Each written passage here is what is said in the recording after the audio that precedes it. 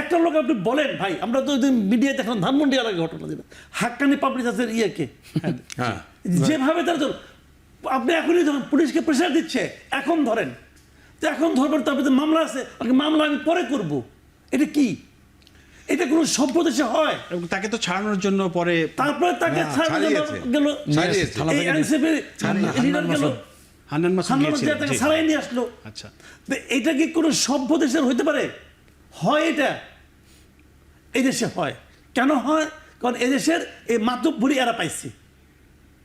এখন তারা ওই পুরা রাজপ্রসাদটাকে সার্কাস বানানোর তালে আছে। ফারুক ভাই, আপনি একটু মানে সংস্কার নিয়ে তো কিছু বলবেন কিনা, যেটা মাসুদ ভাই বলছিলেন নানা বিষয়ে সংস্কার আসলো, সেই ইস্যুতে বলবেন কিনা আপনি? দেখুন, আজকে ইতিমধ্যে যে বিষয়টি আপনি কিছুক্ষণ আগে বলছেন যে আমাদের একজন অ্যাডভাইজার রেজওয়ানা হাসান, জি, তিনি বলেছেন ডিসেম্বর টু জুনের মধ্যেই ইলেকশন হবে, এদিক সেদিক হওয়ার কোনো সুযোগ নাই। আবার আরেক অ্যাডভাইজার বলছেন এক কথা, অন্য অ্যাডভাইজাররা তাদের মতো করে, মানে এই পুরো গভর্নমেন্টের যে সিস্টেমটা, এটা হয়ে গেছে ওই যেমন খুশি তেমন সাজো। ওই যে গ্রামে আমরা স্কুলে যখন পড়তাম, ওই খেলাধুলা হতো, ছোট ছোট বাচ্চারা যেমন খুশি, কেউ পাগল সাজতো, কেউ মুচি সাজতো, কেউ আপনার ফেরিওলা সাজতো। মানে আজকে গভর্নমেন্টের অবস্থাটা এরকম। ধরেন, প্রধান উপদেষ্টা কিন্তু পরিষ্কারভাবে দুটো টাইম লাইনের কথা বলেছেন যে আপনারা যদি ছোট পরিসরে সংস্কার চান ডিসেম্বরের মধ্যে নির্বাচন, আর যদি বড় পরিসরে চান তাহলে জুন জুলাই। ভালো কথা। এরপরে তারা সংস্কার কমিশন গঠন করলেন 6টা। ওই 6টাকে নিয়ে আবার একটা জাতীয় ঐক্যমত্য কমিশন করলেন, ফাইন। ওই সংস্কার কমিশন কি করলো? তাদের যে সংস্কার প্রপোজাল এগুলো আমাদের কাছে পাঠালেন, প্রত্যেকটা রাজনৈতিক দলকে। আমরা তাদের প্রপোজালের আলোকে আমরা আমাদের যে উত্তর সেটা আমরা সরকারের কাছে জমা দিলাম। এই পর্ব তো শেষ হয়ে গেছে, আমরা জমা দিলাম। আচ্ছা, দেওয়ার পরে এখন আমাদের প্রশ্ন, তারা আমাদের প্রশ্ন করেছে, আমরা উত্তর দিয়েছি।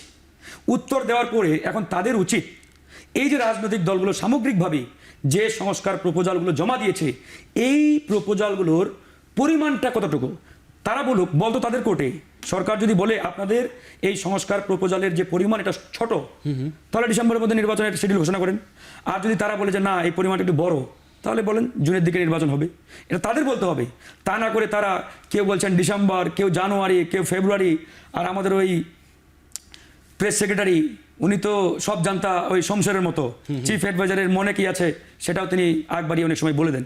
তো এরকম একটা হজবরল অবস্থা তারা যে সৃষ্টি করেছে, এটাকে মানে বাহ্যিকভাবে আমরা মনে না জাস্ট এক মিনিট, এটাকে বাহ্যিকভাবে আমরা মনে করতে পারি বোধহয় তারা এরকম ইচ্ছাকৃতভাবে করছে। নো, তারা একটা সঠিক প্রেসক্রিপশন বাস্তবায়নের জন্য এটা একটা প্লেন ওয়াইজ কাজ করছে। এবং তাদের উদ্দেশ্য একটাই, নির্বাচন বিলম্বিত করা। তাদের উদ্দেশ্য একটাই, ক্ষমতাকে দীর্ঘদিন আঁকড়ে ধরে রাখা। এই কারণে দেখবেন নানান সময় নানান ইস্যু জনগণের সামনে ছড়িয়ে দেওয়া হয়। আজকে আপনি ইলেকশনের দাবি তোলেন, কালকে 100% তাদের যে পৃষ্ঠপোষকতায় 91টা রাজনৈতিক দল গড়ে উঠেছে, এদেরকে দিয়ে দেখবেন যে এই রাজপথে একটা ইস্যু ক্রিয়েট করে তাদেরকে নামিয়ে দেওয়া হয়েছে, যাতে করে ওরা ওই ইস্যুতে ব্যস্ত থাকে, জনগণের দৃষ্টি নির্বাচনের দিকে না থেকে ওদিকে যাই। হ্যাঁ, আমরা সবার আগে বলেছিলাম বিচার, সংস্কার, নির্বাচন হতে হবে।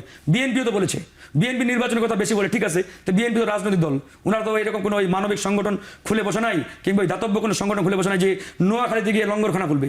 আরে ভাই, যারা রাজনীতি করে, জনগণের জন্য রাজনীতি করে, রাজনৈতিক দল, তাদের কাজটা কি? তারা নির্বাচনের কথা বলবে, তারা ক্ষমতায় যাওয়ার জন্য কথা বলবে, তারা ক্ষমতায় গিয়ে জনগণের জন্য কথা বলবে। সেটাই অসীম ভাই, আপনি কি রাজনৈতিক দলগুলোর কাছে ওই যে লঙ্গরখানার কথা শোনার জন্য আপনি মানে কথা বলবেন? জি ফারুক ভাই, বিরতির পরে আপনি, মানে এই হচ্ছে অবস্থা।